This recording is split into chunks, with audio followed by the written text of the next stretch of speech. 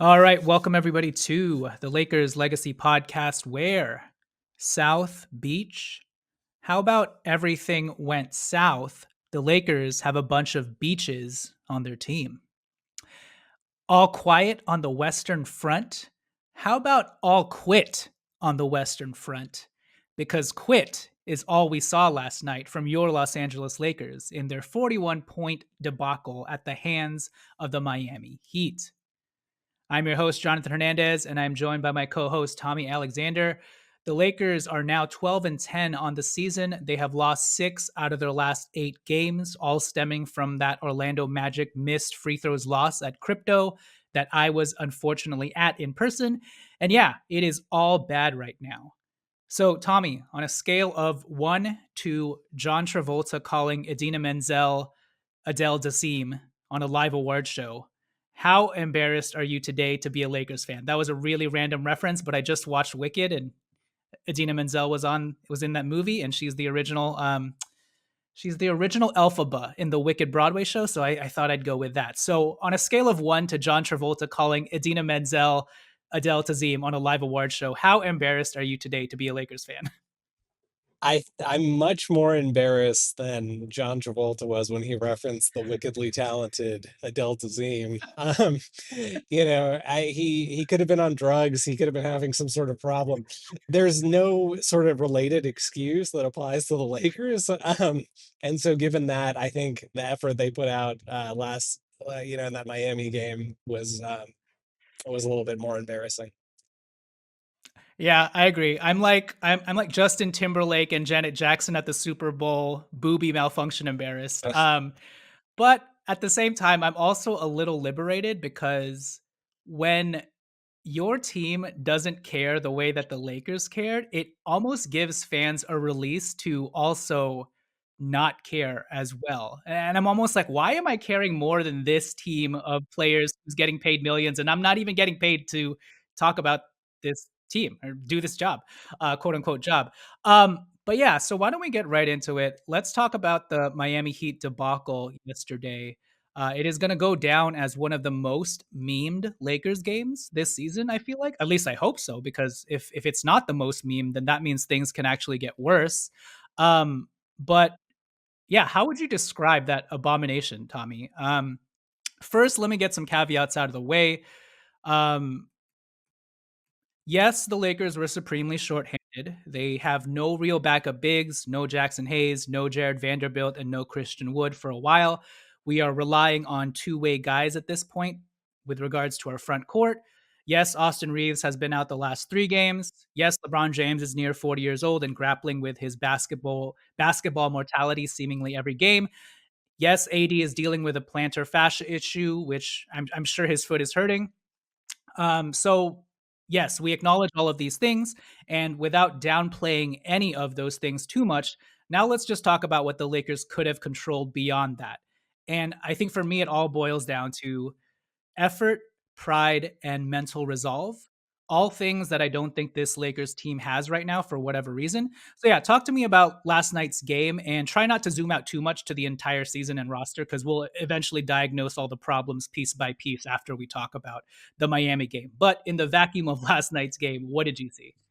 So, I think we try to not overreact. I think, like, as fans, it's really easy to overreact into over 82 games to individual games, individual player performances, even like a week, right? Of bad performances. And oh my God, is this the beginning of the end?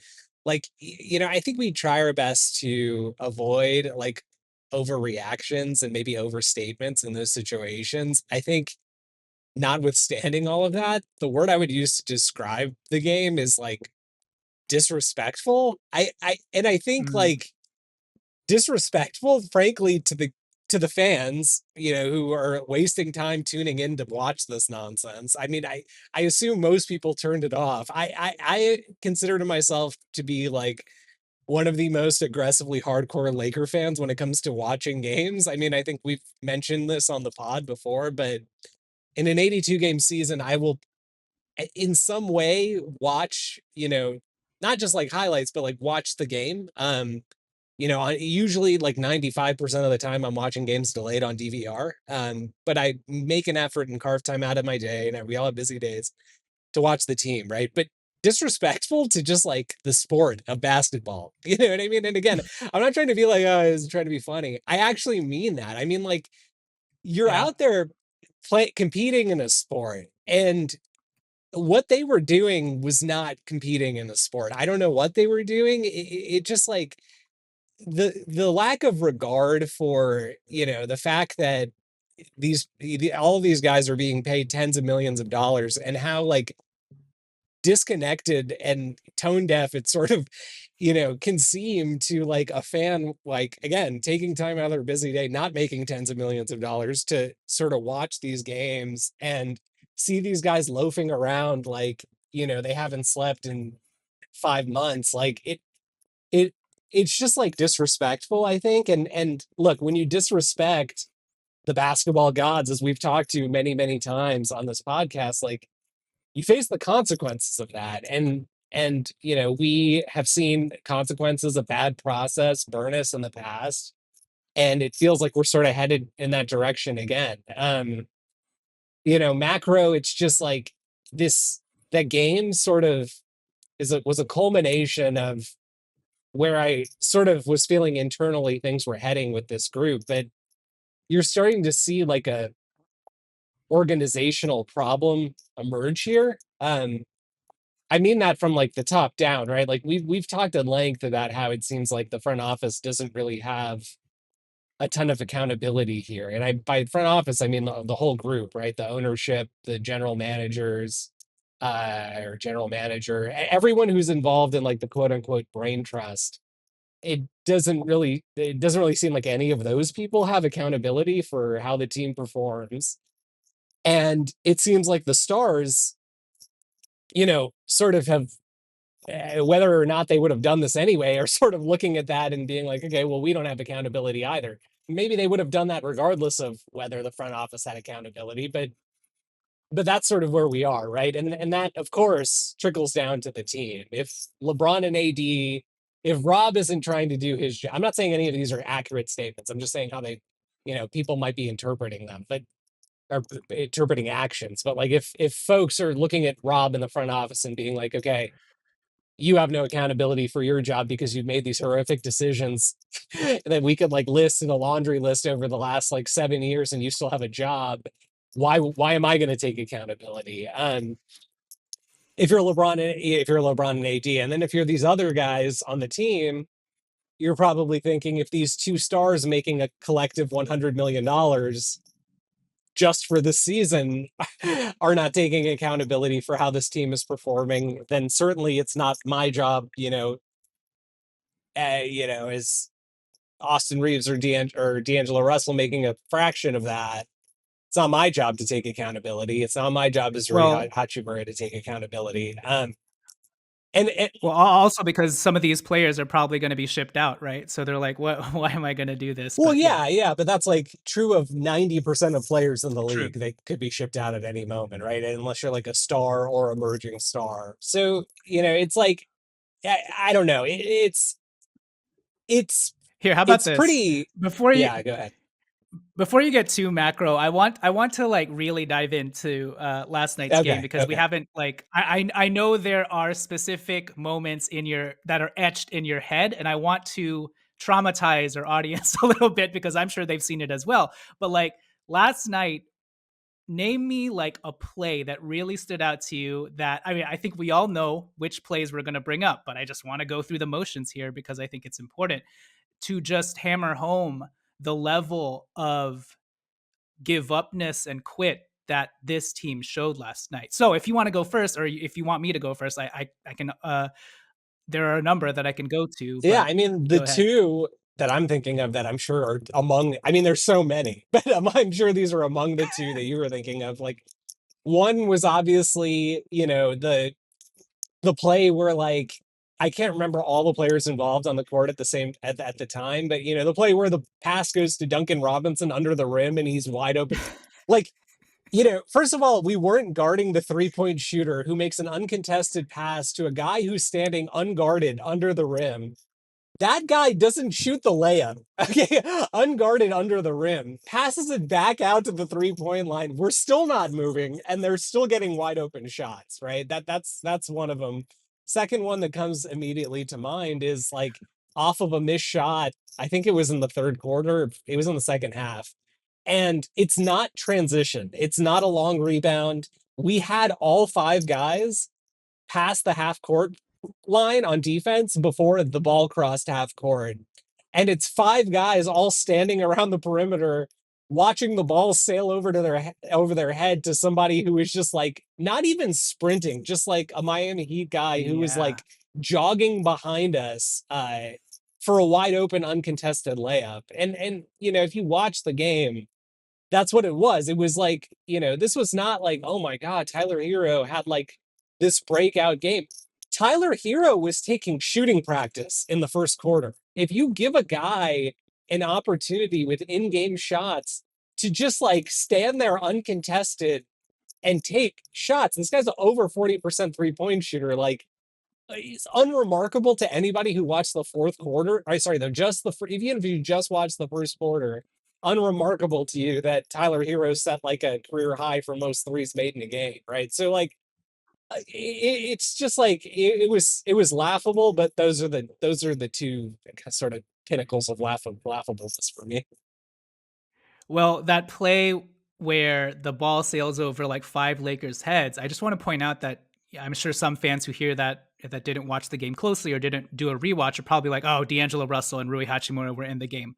They weren't. I mean, I know for sure D'Angelo Russell wasn't in the game, and actually it was the ball sailed right over Gabe Vincent's head.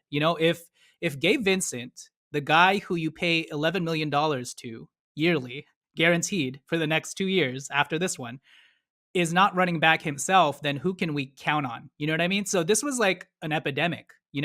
And even Max Christie, who did a phenomenal job rebounding the ball, getting 7 rebounds in the second half, I actually do not know what he was doing defensively. Maybe it was a scheme thing, but he was over helping and then lunging out to 3 point shooters who would then easily attack the closeout. Like our best defenders looked like chickens with their heads cut off, and maybe we can get to like why that is in a second segment when we talk about schematics and whatnot. But yeah, this is like a team wide problem at this point.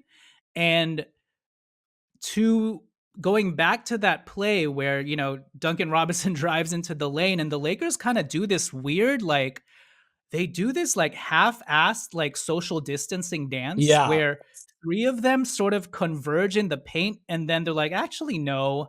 But they literally move like 3 feet in the same direction. It was like the most bizarre.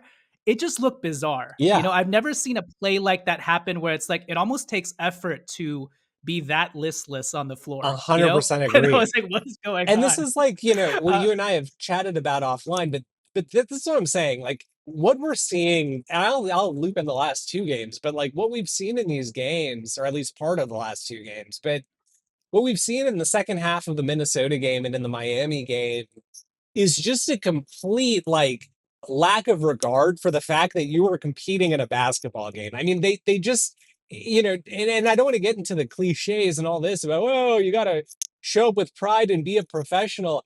It's like I truly, to some degree, did not fully understand at a baseline what those words meant until I watched, the kind of these last six quarters. It's like that's not professional. It's like you showing up to your office job wearing underwear on your head and like you know what I mean? Just like doing stuff that's like so far out of left field that like you would leave the office that day and people would be like, in 30 years of working here, I've never seen someone do that. That's like the effort that the Lakers are giving right now. It's not just like, oh, over the course of 82 games, you have these lapses and you have these bad games here and there, and you might even have a bad week. I mean, the Warriors are about to lose 6 games in a row, like as one example. Like that kind of stuff can happen over an 82 game season. What we are seeing right now is just like you don't see this kind of stuff. You know what I mean? Certainly not from a team that has NBA players on it. Like what we're seeing right now mm, feels like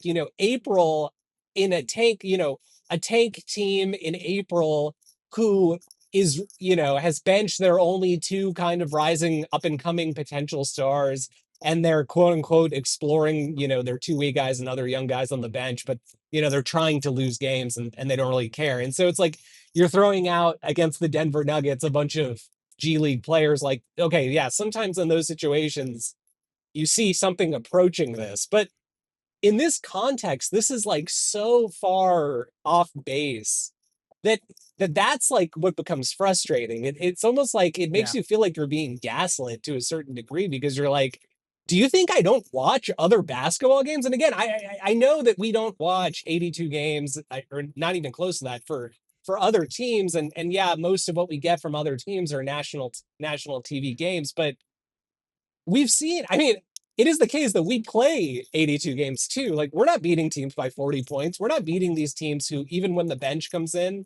are just like rolling over and being like, okay, whatever, you want to shoot layups every time, that's fine. Like, this is like a unique sickness that's like infected this team at this stage in the season with like this caliber of player. It's like everybody's got this mindset, maybe subject to one or two guys at times, and I say at times because you use Gabe as an example of somebody who even he quit kind of in the second half of that Heat game. But like, you know, everybody sort of is taking this attitude that like it's not my responsibility. I'm not the guy who's supposed to be hustling. And I'm like, you're playing on a team with LeBron James and Anthony Davis. Like, if your name is not LeBron James and Anthony Davis, you are the guy who's supposed to be hustling on every play. And by the way, those guys are Mhm. supposed to be too. Like, they're not blameless. And in fact, Yeah. a lot of the issues start with them, Ye and kind of go yeah, and down we'll to the get into rest. the yeah, we'll get into the blame game for sure, but yeah, I think last night was just kind of and what's funny about last night is, right, if you actually zoom out, you're in the midst of a supposedly competitive game and you're 12 and 9. Like Yeah, the West is wide open. And if you can't muster up some sort of and to your point about this being like a 40-point thrashing, at a certain point, you just kind of want somebody to show some sort of like I don't effort is not even the that's what word, I'm but like for saying. someone to just get mad and Yeah, like I don't know, like hustle for hustle's sake or like, I don't know, give a hard foul or a shove to somebody just to show that frustration, but it kinda just felt like everybody just melted down and was like, "Oh, well, here we go we just again." roll over and take it, and that's the thing that's like the hard thing to swallow as a fan.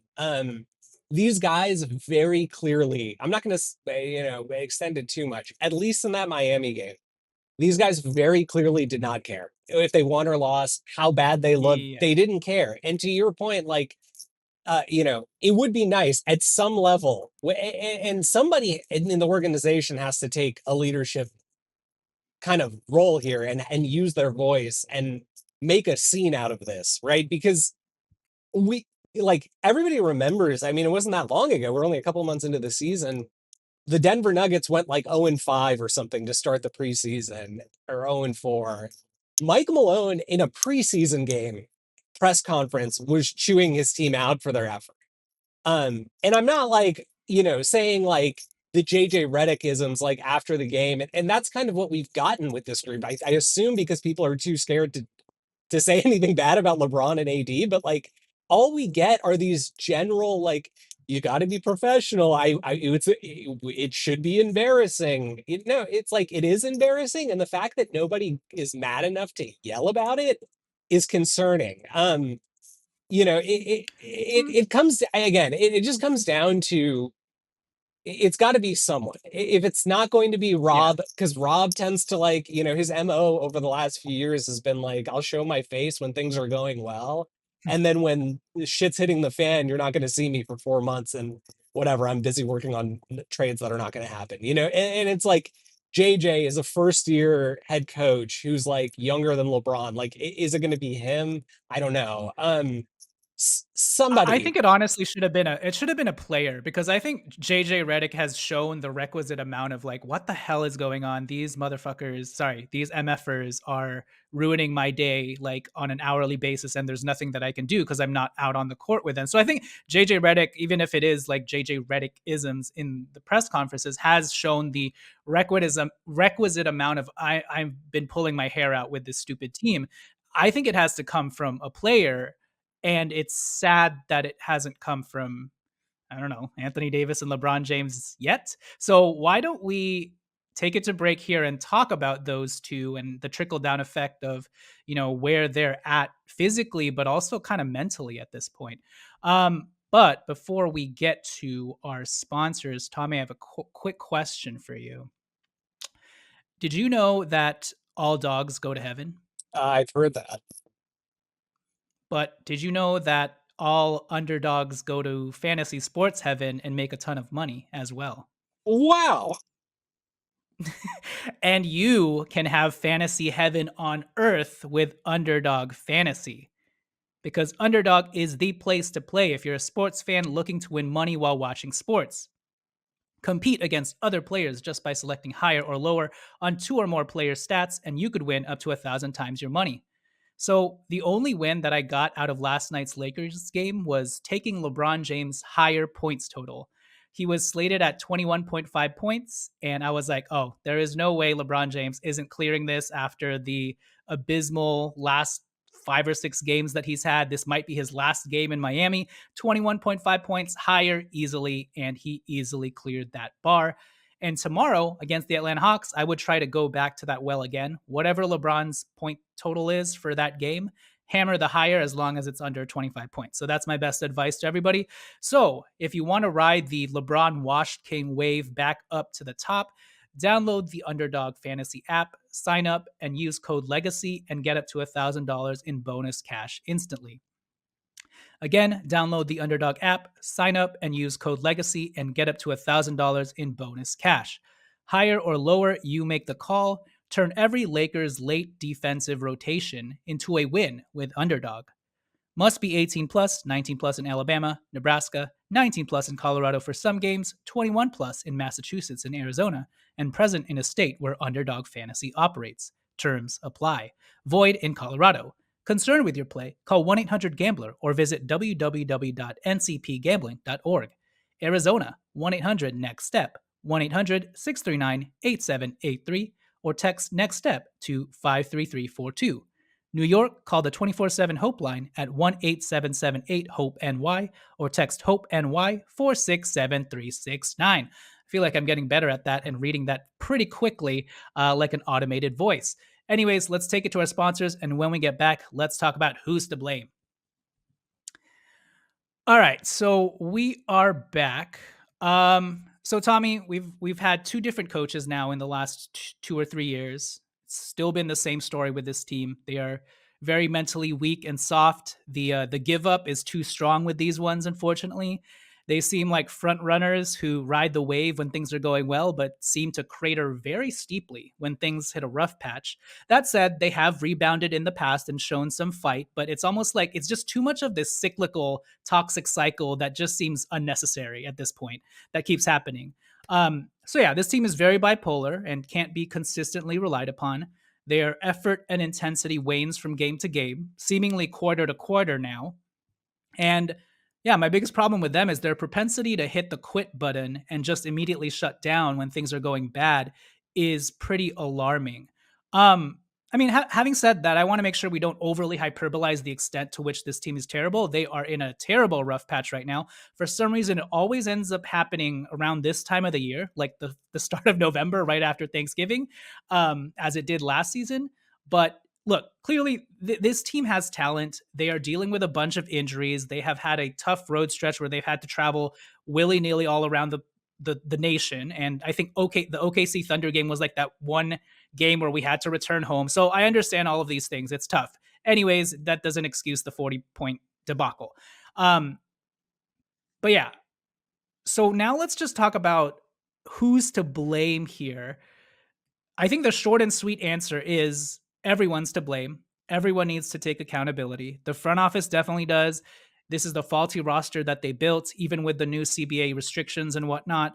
JJ Redick also needs to take accountability, and I think he has when it comes to his like very lopsided defensive scheme, his switchy defensive scheme, his uneven lineup rotations at times, and his misutilization of particular players here and there. And then, of course, the role players who are there to support LeBron and AD definitely share in the blame. They are younger. They should be in their prime. They have no excuse. But Lastly, and definitely not leastly, Anthony Davis and LeBron James deserve the blame as well. Because regardless of age, regardless of their physical ailments, regardless of their fair right to pout about this roster, at the end of the day, they are the leaders of this team, and the team goes as they go. And far too often, they have given up too quickly. Their body language has been terrible. Them not running back on defense after supposed missed calls, arguing with the refs is absolutely killing this team, which is already terrible in transition. Them blaming other teammates when they've been screwing up the whole operation as well. I mean, stat wise alone, Tommy, AD and LeBron are like a combined like minus 100 on the season Yeah, together. That is not a that's joke. You crazy. know, like how can that happen? But even apart from the numbers, this team's identity is etched so strongly into these two guys. So when you see like stats like we're 0 of 16 in the regular season versus the Denver Nuggets in the last 2 or 3 years, who am I supposed to blame for that? 0 and 16 at this point when we've had different coaching staffs and different personnel throughout those 3 seasons. You know who the two constants you know who the two constants have been in those years? It's been LeBron James and Anthony Davis. So, look, I'm not saying they don't have adequate excuses. I'm just saying what do they want out of this season? Because we're not 2 and 10 right now. We were 12 and 8 heading into Monday's game versus the Timberwolves, and we've seen some of the worst effort levels we've ever seen from our two stars. And yes, it could be age, yes, it could be injuries, but for some reason they are both totally out of it from not only a physical perspective, because they're putting up some of their worst generational numbers they've ever put up in their careers, but I think more importantly from a mental perspective as well. And kind of like the offense defense thing we've been talking about all season, those two things are very intertwined. And I don't want to play armchair psychologist, but it feels very intertwined right now with our two superstars. Yeah, so I think like to the extent, and I'm not saying this is fair criticism, right? But on the other hand, we are kind of seeing it firsthand right now. But to the extent both of these guys have been criticized over the course of their careers prior to being Lakers, a lot of the criticism was centered on this notion that they're, in the case of LeBron, subject to the, famous 3-1 comeback against Golden State, e- folks have said from time to time that LeBron tends to be like a bit of a front runner and he quits on his teammates. Okay. Not necessarily saying I saw that a ton the first few years he was with us, but last year, this year especially, I think we have seen that a lot more. AD, not the most vocal guy. It's okay. I think you can not be vocal and still lead by action. I think a really good example Mhm. of that, and this is a guy that I personally am not a fan of, but Kawhi Leonard, he's very obviously not the most vocal guy. He communicates in the way he communicates.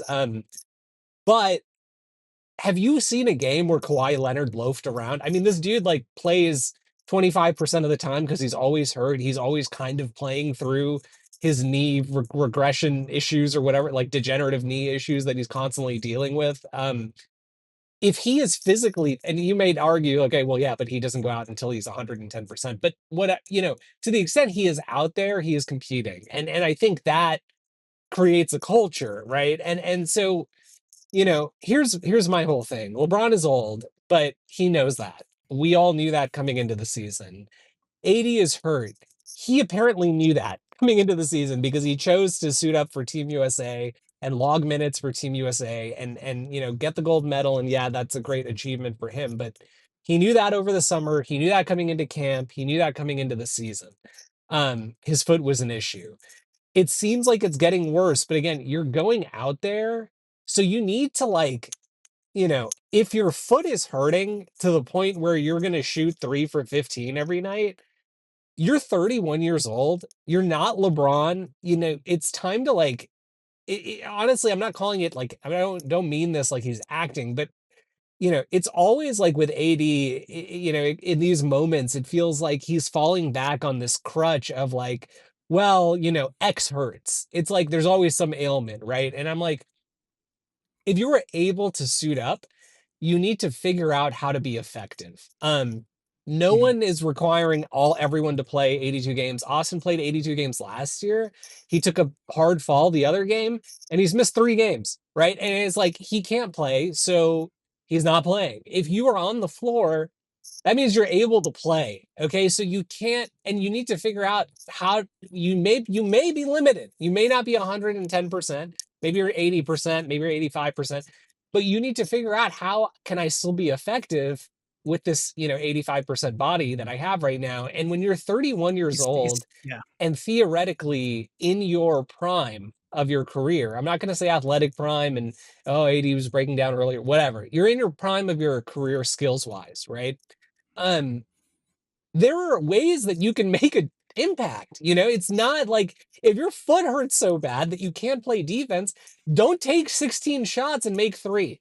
Don't force yourself like into the paint and throw up these wild shots that like have no chance of making it, trying to Looking for the looking foul, for the yeah. foul and like rolling around on the ground for 20 minutes while the other team goes and plays 4-on-5. It's like, how many times are you going to get burned by that? And you continue to do it and do it and do it. And it's like, because you don't care. If you fall down, you don't have to play defense. And it's like they scored on the other end. I wasn't there. That's why they scored. You know what I mean? It's like you and I were texting about an example earlier today where 80 is guarding Bam Adebayo. Bam Adebayo has got to be the best possible matchup for AD because he plays sort of like AD, but like worse. Like he's like a little bit smaller. He's like, so AD's length can disrupt him. He's a little bit less skilled than AD. He can, stretch it out a little bit, but like again, not as good as AD. And those are the types of matchups that AD tends to like really exploit, incidentally. But Mhm. like AD is out here like going for suicide steals on Bam Adebayo at the 3-point line, knowing that there's no one behind him. And if AD misses this steal, which when I say suicide steal, it's like he wasn't even close to getting the steal. Like not even close. It's not like, oh, I deflected it, but it still went to Bam. Like missed it by a mile, and then just like stands there at the 3-point line watching Bam waltz into the lane for like an uncontested dunk. Like those Mhm. are the things where like you can't tell me that you have the energy to drive into the paint and throw up these crazy shots through contact that have no chance of going in, take that contact, fall to the ground, but you can't just play fundamentally sound defense on a guy who's not a 3-point threat, catching the ball at the 3-point line. And like, these are the types of things where, we can talk about. I feel like again, people fall back with LeBron and AD on crutches, like, oh, LeBron's old. How can we reasonably expect to rely on him? Oh, AD's banged up. He's got the plantar fasciitis. How can we really reasonably expect to rely on him? The reason we can reasonably expect to rely on these guys is because we're paying them $100 million and they're suiting up. If they're not healthy, don't suit up. And it's like, yeah, okay, we have no Mhm. other centers. We haven't had centers in 3 years. That hasn't stopped AD in the past. And so like that's the frustrating thing about these two guys is like you've been like collectively they've been in the league for 3 decades, over 3 decades. It's like you guys have to know that if you are not going to run back on defense, how is anybody else going to run back? And not just like I'm not running back on defense. It's like we're like Luka Doncic, basically. You know what I mean? It's Mhm. like these Mhm. guys are not even taking the step in some cases, the first step to even go back. I mean, how many times does LeBron cherry pick this year? And it's like, oh, Stu and Bill make some comment on the broadcast like, when will teams learn like you can't send 5 guys back for the fast break? And it's like, yeah, let's just ignore the fact that they got a wide open uncontested layup, on offense because LeBron was standing by our own free throw line on the other side. Like, cool, he got 2 points right back. But like, that is like that is the example that you're setting for like the rest of these players. And so that is what has caused this like, kind of culture that I feel like has developed among the players where every single player is just like, yeah, like, oh, we're supposed to do that. Like, that's not my responsibility. Like, oh, we're setting screens on this play. Like, well, I'll try to set a screen, but I'm not the screen setter on this team, or I'm not the guy who's supposed to get back in transition, or I'm not the guy who's supposed to crash the glass. And everything is just so half-assed. And it starts because like LeBron and AD are not taking accountability for themselves. Um, and so it's like, how can anybody else? And again, it's like AD's comments after the Miami game, like, well, like I need to be better. What does better mean to you? Does better mean like, oh, I got to get that shooting percentage up? Or does it mean like I need to set better screens? I need to play better defense. I need to run back. I need to do the things like fill the gaps on this team that are like very, very obvious needs. Like this guy goes on these long rants about how like, well, I never get considered for like defensive player of the year. I don't know what I have to do. It's like you're on one of the Yeah. worst defenses in the NBA and like you're not helping that. It's like our numbers with AD on the floor are not good. I mean, with Miami's offensive efficiency was like 145 against us, like for the game. It was like crazy, right? It's like 20, 30 points higher than like the current NBA high on average. So, and that's with AD playing over 30 minutes in the game. So, like, what are you actually doing? Like, when you're limited and you have to be able to figure out how to make yourself effective. That's why you're a star and allegedly a leader of this team. But like, it just like we know what the narratives around LeBron are. Like, okay, he's old, he doesn't really want to be here. He's just, kind of his family's here. So to the extent he wants to play basketball, he'll play for us and we'll see what happens. But the fact that these guys just seem to like not care that the narratives around them or they just want to live in LA and they don't really care about the consequences is just like kind of insulting. Honestly, as like a fan to watch. It's like sort of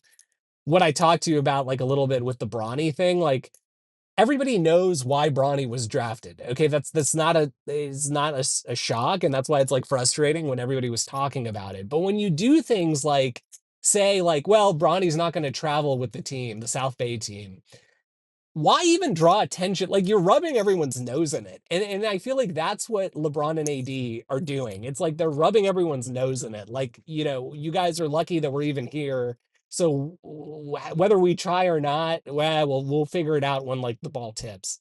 Um and I think that's that kind of attitude has really infected everybody else because it's like, this is not how any other team operates. Again, it's like guys get old, Uh, guys lose skills, guys get old. But for how many games, like what percentage of our games do we just like from the jump, like, okay, these guys don't want to play? And you could just tell. And like how many times over the years have we been like, well, this is not a scheduled loss because we have a talent deficit. This is a scheduled loss because we're playing a below 500 team on the first night of a back-to-back, but like 2 nights ago it was a long game against a hard team and we had a long, it was a long hard fought win till the end. And like we know LeBron and AD aren't going to take these guys seriously, and so they're not going to try, and that's going to trickle down to the rest of the group. It just feels like disproportionate. I'm not saying no other team does that ever. I'm just saying disproportionately it feels like this is happening with these two yeah. guys in a way that just shouldn't be Well, happening. Well, here's the other thing too. They've shown us times when they've actually shown up to the game. I mean, they did it in the San Antonio Spurs game when all of us said there's no way they are winning this game tonight. The second night of a back-to-back on the road versus Wemby. The Spurs are on a 4-game win streak. There's no way the Lakers are going to win. And they go out and have their best collective team effort win on both ends of the court that night. And then you come away with from after that game not sure what to expect out of this team. I think the talent and the ceiling of this team is unquestionable, but when it comes to like the consistency of the floor, and it just you have no idea, even the OKC Thunder game at Crypto, like we played that game pretty well. It was just like execution things down the stretch that, I think JJ Redick probably regrets, including not closing with D'Angelo Russell when he had it going. But that was a pretty hard fought game that we all thought the Lakers were going to get, routed in.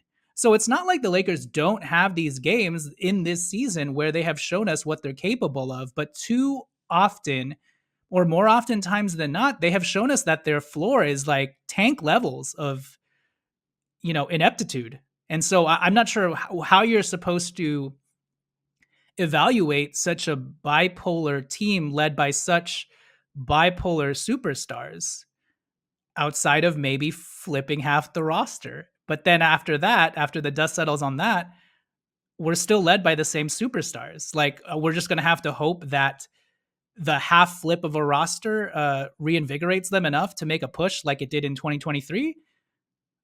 I don't know. It's I mean, and I also don't want to get too far down the like us projecting psychological things on why they're not trying and what they're doing here, why they're in LA. But it to me as a fan, I'll just say that it's confusing to see multiple different efforts within 1 week and to try and make sense of like what this team is and how to move forward when your two superstars are aging, banged up, et cetera, and you don't know the type of effort that they're going to give on a night in, night out basis. Because again, like 0 of 16 in the regular season against the Denver Nuggets for the last 2 or 3 years, Anthony Davis and LeBron James have been there for the entirety of those games and those years, for the majority of those games. Who are we blaming the give up on? I'm not going to pin it on like freaking, the eighth, ninth guy on the bench who, Lonnie Walker 1 year and Yeah. then, oh, it's D'Angelo Russell the next year. I'm going to blame it on LeBron James and Anthony Davis losing to the same team over and over Well, again. and yeah, and just again, that's a really good example, right? This Denver Nuggets example. Like we keep losing to this team over and over again. In all of those games, how many times They play out the exact well, same they way play out too. the exact same way, but like how many times did Jokic have a bad game in that stretch? I can think of one. I feel like game one of the playoffs last year, which incidentally we still lost, Jokic had a pretty bad game. Um, Other than that, Jokic is putting up 30-point triple doubles every single time we play them. And that's against the alleged, pseudo defender of the defensive player of the year candidate or, snub, I guess. And LeBron James. And what does it feel like? LeBron is maybe, 60 to 70% of the time he plays well, 80 less than that against these teams. And it's like, again, you guys are the stars. You're being paid more than half of the salary cap to two guys. Okay. Even more than that, like two-thirds of the salary cap is going to two guys. So the fact that they are not being called out more, is that's the thing that's alarming. It needs to be, and I don't know I don't know who the person is. I don't know if that's JJ. I don't know if that's Rob needs to go to the media and say like, well, when our stars aren't producing, this is what we get. But somebody has to say something, Mhm. right? And it's like that has happened in other situations with other stars and other teams. And what's the worst case scenario? Like LeBron demands a trade. Okay, great. Then we start a rebuild early. But it's like the guys are acting like well, I have got my guaranteed money. Nothing I can do is going to really matter for my own like family's life and happiness outside of basketball. So who cares? And that who cares attitude is like not what you would expect out of two allegedly. I mean, these two guys were like allegedly top 10 players still when we started the season. I mean, certainly AD was like playing at like a top 5 level. AD is like not even in the top like overall efficiency rankings, factoring in both sides of the floor. He's not even like a top 75 player on the season anymore. Yeah. On the season. Yeah. Yeah, and that's notwithstanding Yeah. how good he was in the first couple weeks, right? So Ki yeah. Can I just thought of this right now. I think it's a good reference point because I feel like LeBron James and Anthony Davis, and this sounds very devious, and I am playing armchair psychologist, but it almost feels like LeBron James and Anthony Davis may be using the weak roster thing, as a crutch at this point.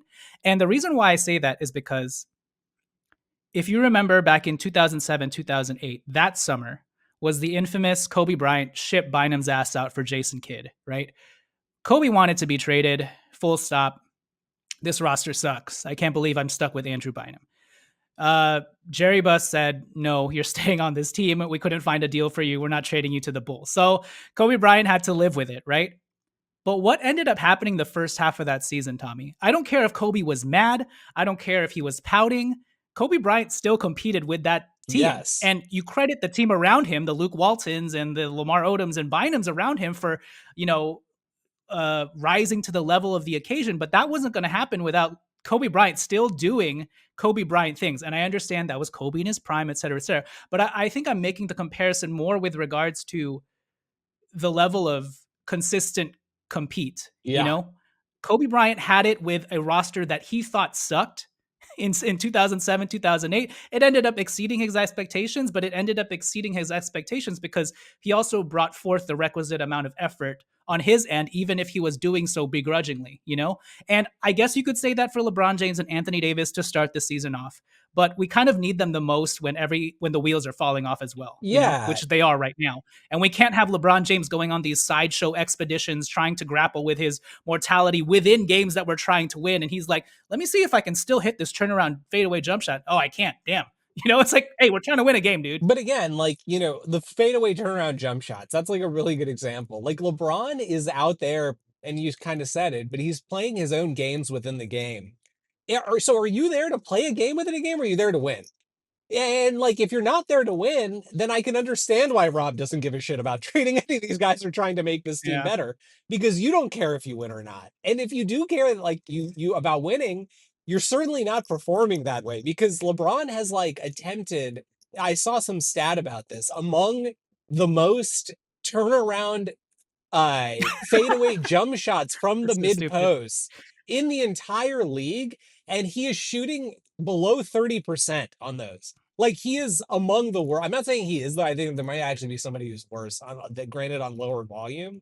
But he is like among the worst in efficiency on that particular shot this season, and he continues to take it. He continues to take his like, I'm the old uncle at Rucker Park taking these weird like off one leg shots, like, that are odd because I'm like, look at me, I'm grandpa, but I can still play. Like, it just like he's doing this weird game within a game thing, and it's not helping. And then on top of that, he doesn't run back. And then like AD has just like saddled himself to LeBron as like, yeah, I'm an old vet too. And I'm like, you're 31, dude.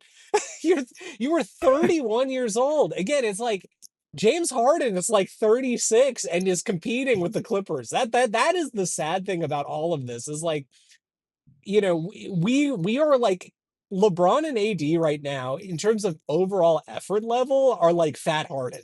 Um, and Mhm. I'm talking about Harden. Fat Harden. I'm talking about like Harden when Fat Thor. yeah, like Harden, and I say Fat Harden specifically because I'm not talking about like general Harden. I'm talking about like Harden when he is specifically trying to get traded. You know how he plays different? Mhm. Okay, like that's Yeah. like what AD and LeBron are just playing at like a night in, night out basis. And again, it's like the thing that is really, really concerning to me is like these guys just talk about like playing better, quote unquote, in like this broad sense.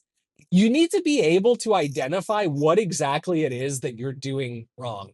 I'm so tired. It's been 3 years of like people saying the word effort, people saying the word professionalism, people saying the word embarrassment. But, to the point you raised in the beginning, nobody stands behind that. Nobody's like committing a hard foul out of frustration because they actually care. Nobody's yelling at their teammates on the bench because they actually care. Everybody is just sort of happy to go through the motions, get on the flight and go to the next city, do it again. And like, Mhm. zone out, whatever. I hopefully maybe we'll have a chance. We'll see how it goes after the first three quarters. If then we'll try maybe in the fourth quarter. If not, and on to the next game. And but it's like there's no pride in like this notion that like we're not just getting like beat. And this is like again a recurring trend from previous years where it felt like every time you would turn on a game, there would be some stat where like this team that we're playing has set their season high or in many cases franchise record for like most points scored or most threes made or most offensive rebounds or whatever. Some team is breaking a record. It's like and then we're right back on that track. Like Miami Heat, most first half points scored, franchise career high for Tyler Hero making threes, most of them uncontested looks. Like it's just like there's we're not just losing games at this point because of a talent deficiency. If it was that, I think we could all look at the roster and be frustrated. And it would be easy maybe at that point to point the finger at the front office and say, like, well, this is what you guys did. Well, we don't have the bodies. But it's like, it's not just that we're losing the games. fine, whatever. Without Austin Reeves and our other depth injuries, like maybe we would have lost to Miami on the road anyway. That's a tough matchup. They play good defense. Mhm. It's losing to them like in historically bad manners. Like Yeah. Toronto, Washington Wizards are not like dropping 40-point losses. And here we are going out like having like the seventh worst loss in the history of the NBA. You know what I Yeah. mean? On like a random Yeah. game. And to your point, like during a stretch of the season where we are very much in the mix in the Yeah. Western Conference. And again, I won't put this in the bucket of like Darvin Ham throwing away games against, uh Portland early in the season or whatever. Maybe it's not that bad, but like it's pretty bad. And Yeah. I think yeah, that's the thing is like it's not like it, the problems are there's so many problems that you can't even, it's hard as a fan to even wrap your head around like what has to change for this to get better. Because Well, it feels like these guys only have energy to put out an effort every once in a while, and then if we I forget, I think we're playing Atlanta next, so we play Atlanta next. um Maybe we'll come out with some reinvigorated effort in the first quarter. If that results in us still trailing, they'll give up. And they'll give up. yeah. And every team, by the way, plays us like we'll give up. Like I think first week of the season, we did a pod and I said like, well, it might have been even been preseason, but I think it was the first week of the season. I was like, well, they're gonna have to figure out some counters to how to initiate their offense because teams are just starting to press us, and teams are starting to really press the first pass that leads into our actions because they know that if they just press that one pass, it totally takes us out of everything we're trying to do offensively. Mhm. And it's still the game plan against us. The game plan that is very clear that every team has against us is if we just keep bodying these guys and competing and trying, they'll eventually quit. And that was the case in that Pistons game that we lost early in the season. And it's been the case in so many of our games. Teams know Yeah. that if they are physical with us, we don't want to be physical because we're soft. We don't care.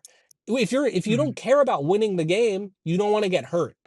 Okay, and these guys all Yeah. play like they don't want to get hurt. I'm not talking about like ankle injuries or foot Yeah. injuries. I'm talking about like they don't want to take a hit in the mouth, except for maybe Austin Reeves Mhm. sometimes, right? But like, they play like they don't want to get hit in the face. They just want to go out there and do the bare minimum to get through the 48 minutes. And if they have a night where their shots are falling, maybe they'll win. That's how they're playing, and that's Yeah. I'm not saying that's how they played the whole season. Obviously not. That's not how they played the whole of the last 3 years. But we go through these stretches that are like significant portions of the season where we play like that. And it's like, who is going like, if the Warriors did this, could you imagine a scenario where Steve Kerr didn't go out there and just start shitting on everybody? You know? Oh, no, I mean, that's what he's doing right now. He's Yeah. saying Brandon Podziemski needs to be better. I'm not playing him any more minutes. So, I mean, I don't know. Maybe JJ Redick will reach that point. It sounds like he's at his tipping point, but I think this team clearly needs, and unfortunately, we don't have it on this roster. We don't have a Rajon Rondo to tell Anthony Davis and LeBron James to shape up. We don't have a DeMarcus Cousins who, even though he's not playing, is telling AD like, "Yo, dude, you're the big man. Demand the ball." I think those are the key like psychological things that we had in the 2019-20 season that we don't have right now because we have a bunch of guys who are young dudes young dudes in their prime, but they have always looked up to LeBron James and Anthony Davis. So they're always in a concessionary conceding mood to them.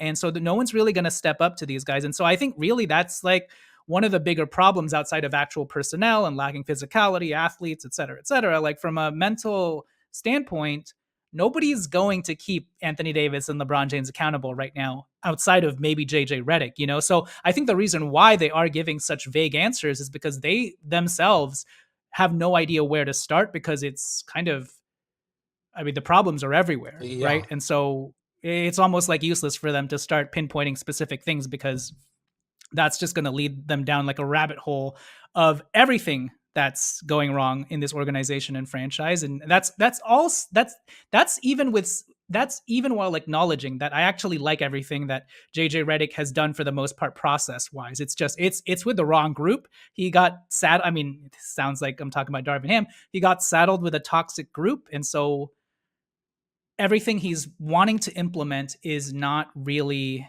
you know, fully getting there, or not fully getting through to these guys, because it's kind of like it's been stale for a little bit. And so I guess the only answer is maybe flip half the roster, if that's an answer at all. But anyways, that'll do it for this episode. This was a very unplugged, raw, visceral episode. I'm sure we'll calm down and eventually just start talking about what the team needs to do schematically moving forward, or what we feel like needs to be tweaked. But yeah, it's not good right now, and you can only hope that this is just like a momentary thing for the Lakers. But I think at this point, I think you'd agree, Tommy, even if the Lakers rebound again, it's hard for them to earn back our trust, right? Because it's like it's hard to give them the benefit of the doubt moving forward, even if they win 6 in a row, right? Because there will always be this inkling in the back of your head where it's like, okay, when's the next shoe going to drop, though? Yeah.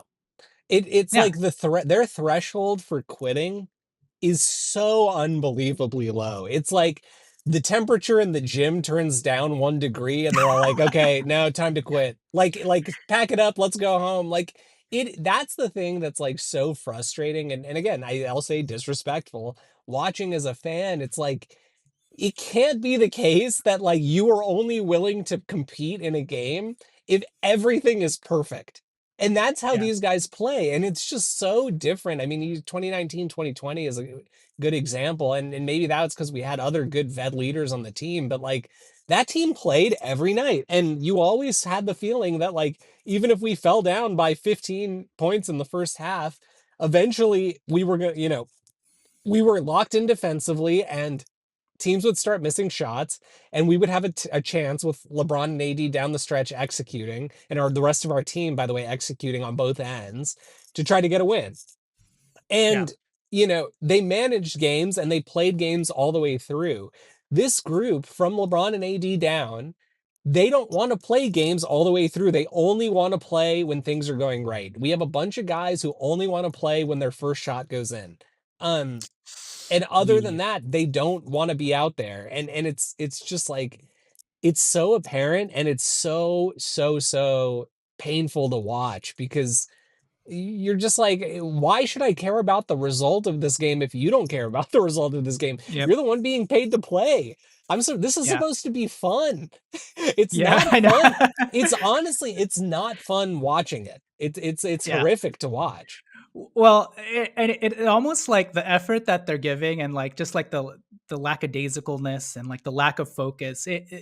You mentioned it feels like we're being gaslit as fans, and I agree with that, because I almost feel like we have like a Smush Parker, Kwame Brown type of roster, Yeah. when that's not the reality of it. No. Like Kobe Bryant did more. I mean, again, I understand Kobe Bryant physical prime, but Kobe Bryant never stopped competing, even when he had Smush Parker, Laron Profit, Shammond Williams on his team. He was still trying to make the playoffs. And I think the times that he didn't make the playoffs, it was literally because of an injury. He got hurt. Even that first year with Caron Butler and Lamar Odom, they were in the playoff hunt midseason, and then he got hurt. So, anyways, this episode has gone long.